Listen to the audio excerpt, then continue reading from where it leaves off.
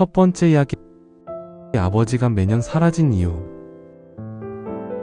아버지는 제 생일이면 꼭 집을 나가셨습니다.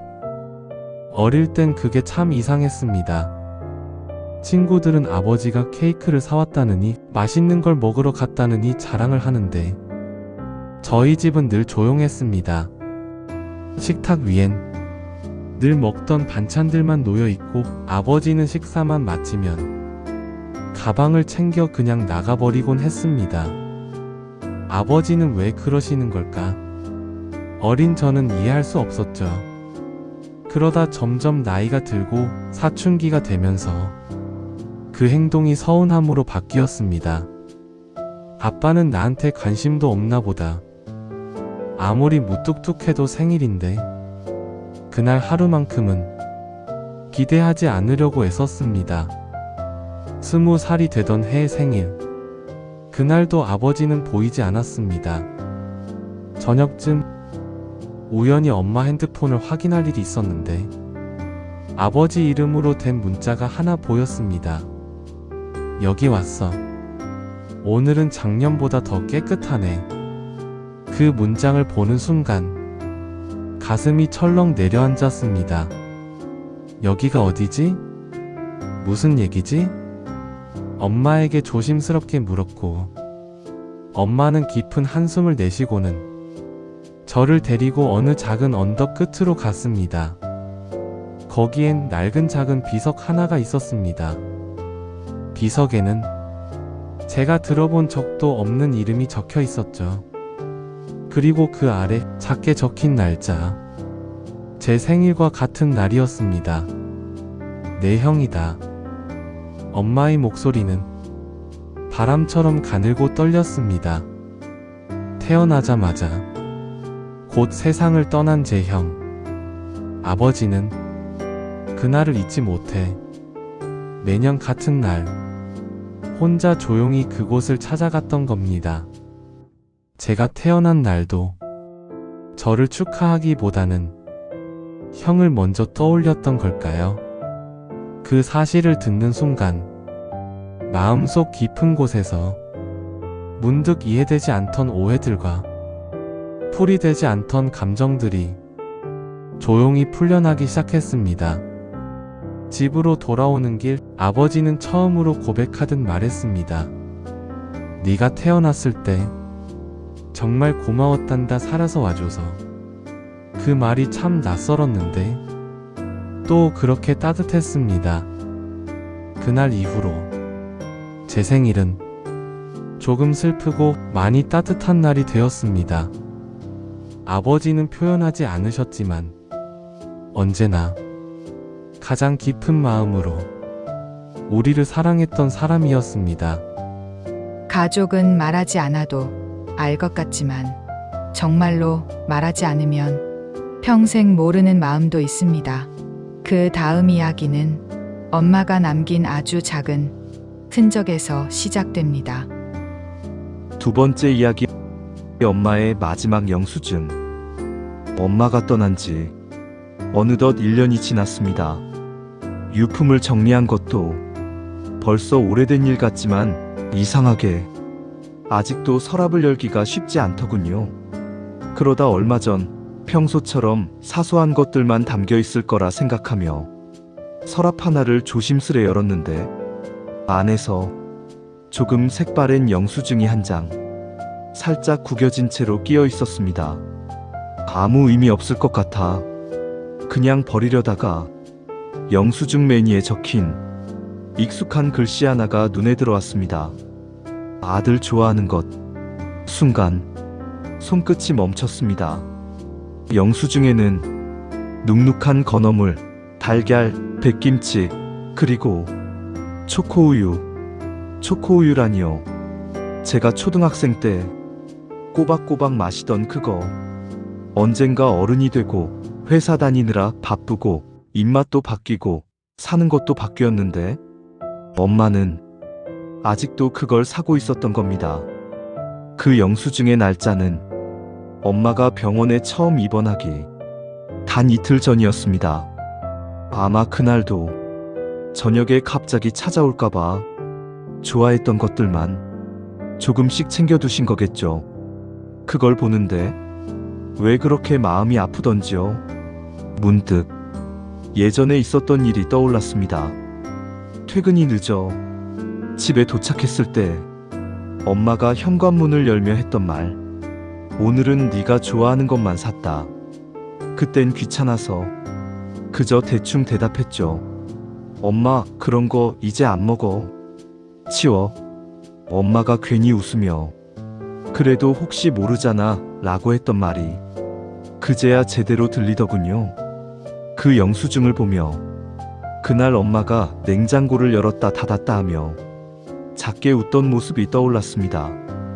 아들 좋아하는 것이라는 짧은 메모는 사실 엄마가 평생 나를 바라보며 살았다는 가장 조용한 고백이었습니다.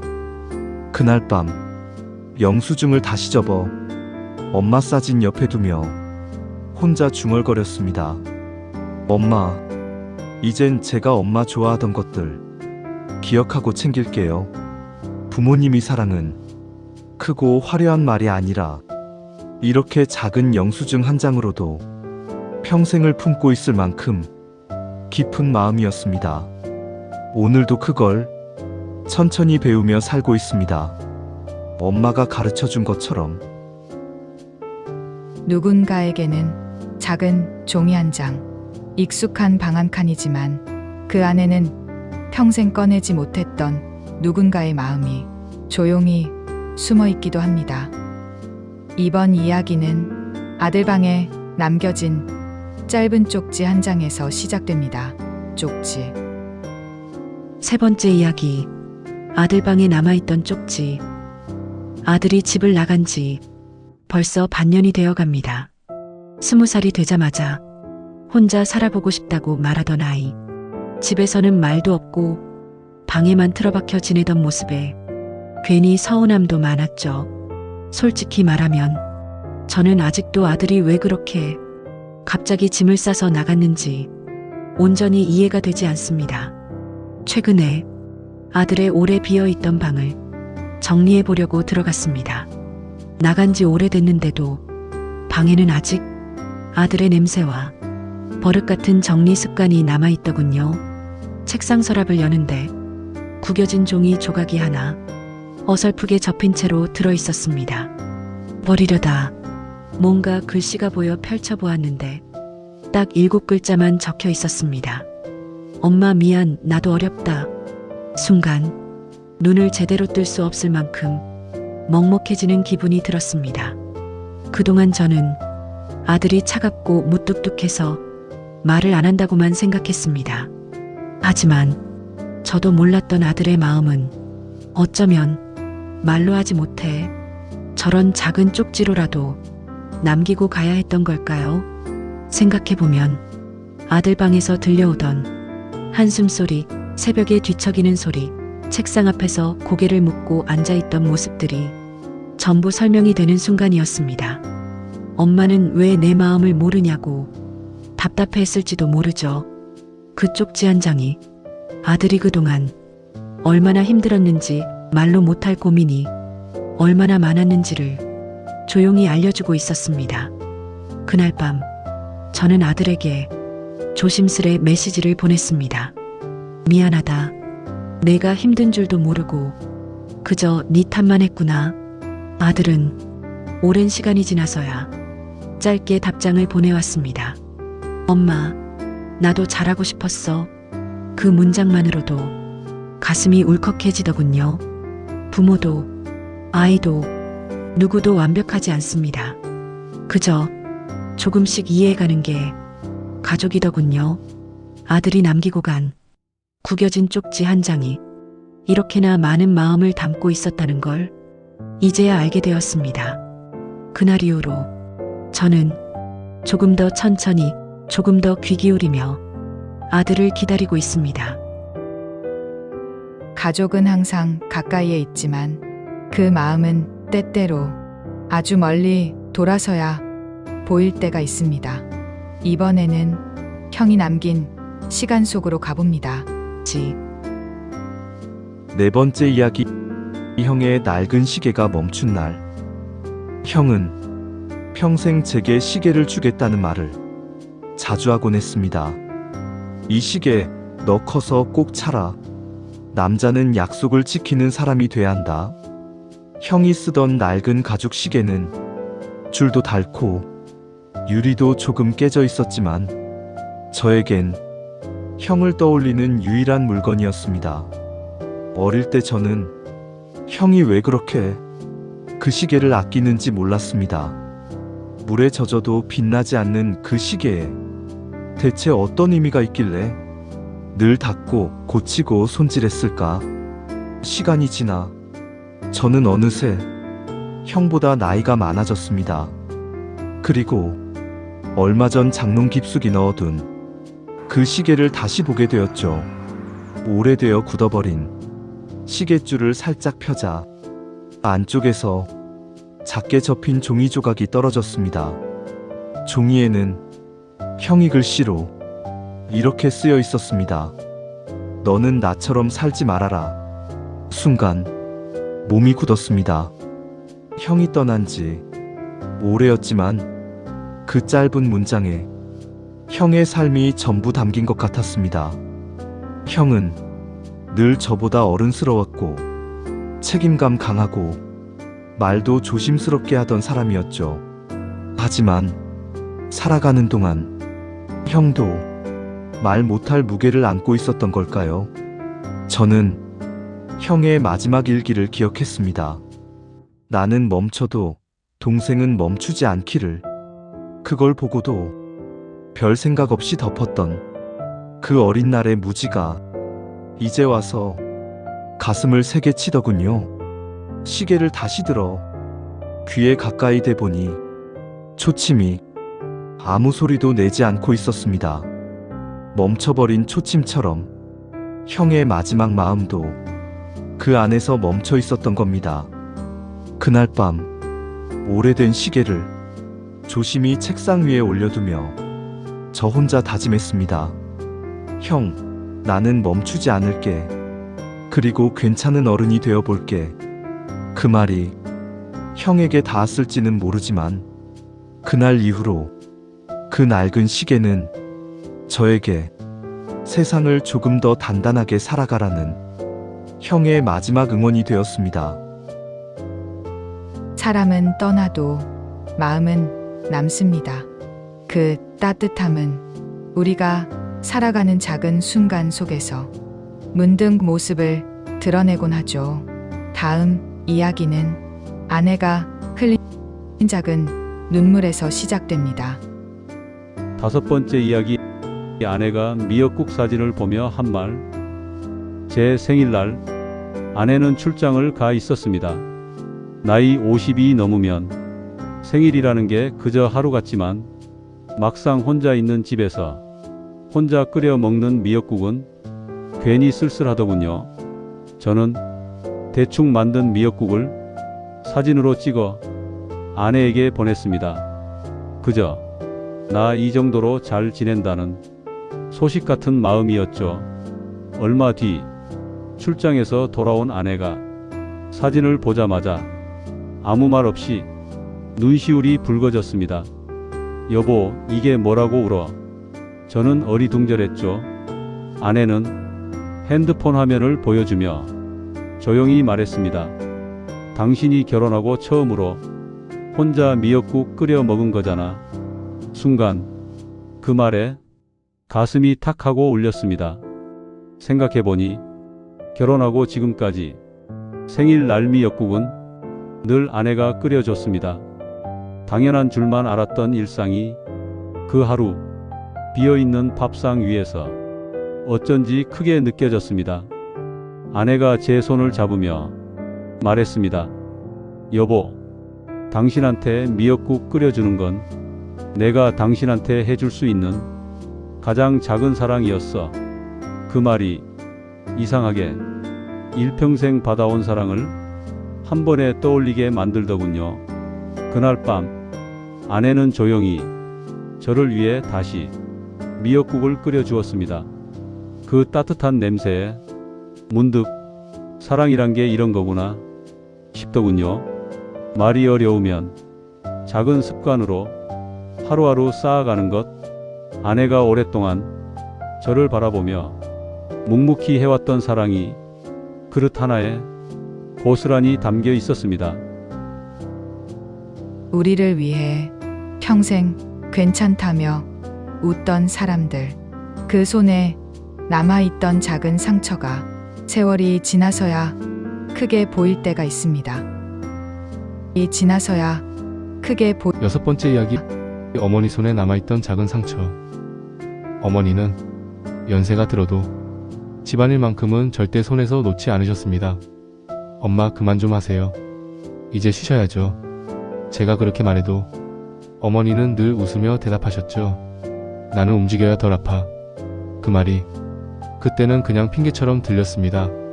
하지만 작년 겨울 어머니가 갑자기 몸살이 심해져 며칠 쉬고 계시던 날이었습니다. 따뜻한 차를 드시라고 컵을 건네는데 문득 어머니 손등에서 무언가가 보였습니다. 붉게 올라온 작은 상처.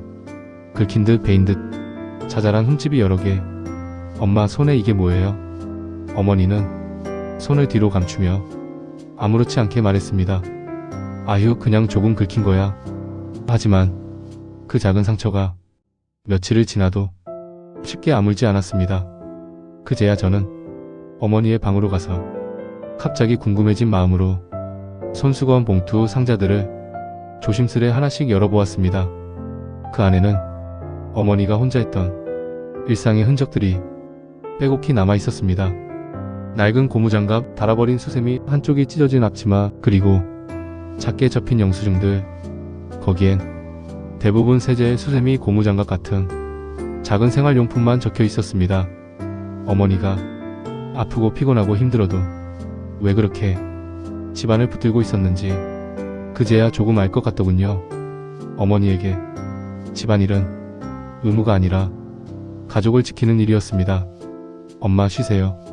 제가 할게요. 그 말을 꺼내는 순간 어머니는 오히려 작게 웃으셨습니다. 너희 손 아플까봐 내가 하는 거야. 나는 괜찮다. 그 말이 왜 이렇게 아프게 들렸을까요? 그날 밤 잠든 어머니 손등에 연고를 조심스레 바르며 혼자 중얼거렸습니다. 엄마, 이제는 제가 지킬게요. 엄마 손은 이제는 아프지 않게 할게요. 작은 상처 하나가 어머니가 평생 우리 손 대신 지켜온 시간이라는 걸 이제야 배웠습니다. 말 없는 사람일수록 마음은 더 깊은 곳에 있죠. 이번 이야기는 평생 열지 말라던 아버지 서랍에서 시작됩니다. 일곱 번째 이야기. 아버지 서랍 속 봉투 하나. 아버지는 평생 자신의 서랍만큼은 절대 건드리지 말라고 하셨습니다. 어릴 땐 그게 마치 무슨 보물이라도 되는 줄 알고 종종 몰래 열어보려 했지만 아버지는 그럴 때마다 굳은 표정으로 말하곤 했습니다. 거긴 아빠 거다. 나중에 정말 나중에 열어라. 그 나중에가 언제를 말하는 건지 저는 알지 못했습니다. 그리고 아버지가 떠난 후 그 서랍 앞에 서게 됐습니다. 손이 떨렸습니다. 괜히 열지 말아야 한다는 생각이 가슴 한쪽을 세게 눌렀습니다. 하지만 용기를 내어 서랍을 열었을 때 그 안에는 크지도 않은 흰 봉투 하나만이 단정하게 놓여 있었습니다. 봉투 앞면에는 짧게 두 글자 적혀 있었습니다. 언제든. 봉투를 열어보니 안에는 두 가지가 들어 있었습니다. 첫 번째는 오래된 사진 한 장. 저와 아버지가 어린 시절 함께 찍은 사진이었는데 아버지가 그날 얼마나 크게 웃고 계셨는지 사진 속에서조차 기억하지 못했던 표정이었습니다. 그리고 두 번째는 더 낡은 종이 한 장이었습니다. 거기엔 이렇게 적혀 있었습니다. 네가 힘들 때 잠시 기대도 된다. 순간 숨이 멈춘 것 같았습니다. 아버지는 평생 말이 없고 혼자 이겨내라며 세상의 찬바람 같은 사람이었는데 사실은 제가 살아가는 동안 어느 순간 힘들면 기대라고 말해주고 싶었던 걸까요? 왜 그 말을 살아계실 때는 하지 못하셨을까? 그리고 왜 그 마음을 이렇게 오래 숨기고 계셨을까? 봉투를 다시 접어 아버지 사진 옆에 둘 때 눈물이 천천히 흘러내렸습니다. 아버지, 이제 알 것 같아요. 그 말, 저한테 하고 싶으셨던 이유. 그날 이후, 저는 힘들 때마다 그 봉투를 다시 펼쳐봅니다. 그 안에 적힌 짧은 문장 하나가 늘 저를 세워주곤 합니다. 네가 힘들 때 잠시 기대도 된다. 아버지가 말하지 못한 그 위로는 이제 제 삶을 지탱하는 가장 조용한 용기가 되었습니다. 식탁 위의 작은 반찬에도 사람의 마음이 스며 있습니다. 그 마음을 우리는 세월이 지나서야 알게 되곤 합니다. 8번째 이야기. 엄마가 같은 반찬만 해준 이유. 어릴 때 엄마가 해주는 반찬 중 유독 싫어하던 게 하나 있었습니다. 바로 무나물. 싱겁고 밋밋하고 학교 가면 친구들은 달콤 짭짤한 반찬을 가져왔는데 저는 늘 정갈하게 볶아진 무나물만 보고 있었죠. 엄마, 이거 좀 그만해줘. 짜증 섞인 말에 엄마는 늘 웃으며 말했습니다. 몸에 좋아서 그래. 조금만 먹어. 하지만 정작 저는 그 이유를 제대로 들으려 하지 않았습니다. 세월이 지나 저도 아버지가 되고 엄마가 떠난 뒤 그 반찬의 이유를 비로소 알게 되었습니다. 우연히 엄마의 오래된 레시피 노트를 보게 되었는데 첫 페이지에 이렇게 적혀 있었습니다. 남편이 좋아하던 것부터 아이들에게 먹이자. 순간 심장이 멈춘 듯 했습니다. 그러고 보니 아버지가 살아계셨을 때 가장 맛있게 드시던 반찬이 늘 그 무나물이었습니다. 엄마는 아버지가 떠난 뒤에도 아버지가 좋아하던 메뉴를 우리 식탁에 계속 올리셨던 거죠. 왜였을까요? 엄마 마음속에서 아버지는 그렇게 살아계셨던 겁니다. 가족을 잃었다는 슬픔도 묵묵히 견디면서 그 사랑을 식탁 위에서 조용히 이어가셨던 것. 그걸 어린 저는 알지 못하고 투정만 부렸던 겁니다. 그날 저녁, 저는 오랜만에 무나물을 만들어 식탁 가운데 놓고 혼자 앉았습니다. 싱거운 듯 따뜻한 그 맛이 어쩐지 어릴 때보다 훨씬 짙게 느껴졌습니다. 엄마, 이제는 알 것 같아요. 그날의 식탁은 엄마가 아버지를 얼마나 사랑했는지, 그리고 그 사랑을 우리가 어떻게 이어받았는지를 조용히 가르쳐주는 따뜻한 자리였습니다. 사진 속에 보이는 것보다 보이지 않는 누군가의 헌신이 우리를 지금의 자리까지 데려다 놓았습니다. 9번째 이야기. 가족 사진에서 빠져있던 사람. 오래된 앨범을 정리하다 보면 사진 속 표정보다 그날의 공기, 냄새, 마음이 더 또렷하게 떠오를 때가 있습니다. 그날도 그랬습니다. 오래된 앨범을 넘기다가 한 장의 가족 사진 앞에서 손이 멈췄습니다. 아버지, 어머니, 형, 그리고 나. 그런데 사진이 어딘지 불안전했습니다. 그 자리에 있어야 할 누군가가 빠져 있는 느낌. 사진을 자세히 들여다보다 문득 깨달았습니다. 그날 사진에는 엄마가 없었습니다. 하지만 사진 속 우리 셋의 옷차림과 엄마가 골라주던 스타일을 보면 분명 그날도 엄마는 새벽부터 준비하고 우리 셋을 챙기고 옷 입히고 머리 손질해주고 정작 본인은 사진 한 장에 없었습니다. 왜 엄마는 그 어느 사진에도 잘 남아있지 않았을까? 엄마에게 물어본 적이 있습니다. 엄마는 왜 사진에 안 찍혀?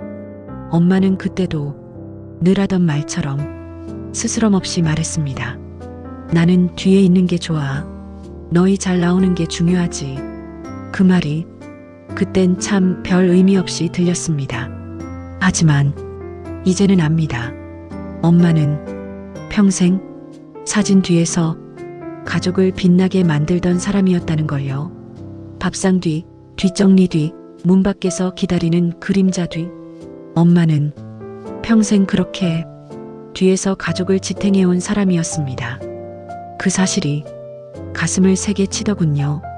그날 저는 사진 속 비어있는 공간에 엄마의 얼굴을 떠올리며 앨범을 조심스레 덮었습니다. 사진 속엔 없었지만 엄마는 어느 순간에도 가족의 중심이었습니다. 마지막 이야기는 부모님이 떠난 뒤에도 우리를 지탱해주는 작은 집밥 한 끼의 이야기입니다. 또 10번째 이야기, 마지막으로 남은 집밥 한 끼. 부모님이 모두 떠난 뒤 집안은 이상할 만큼 조용했습니다.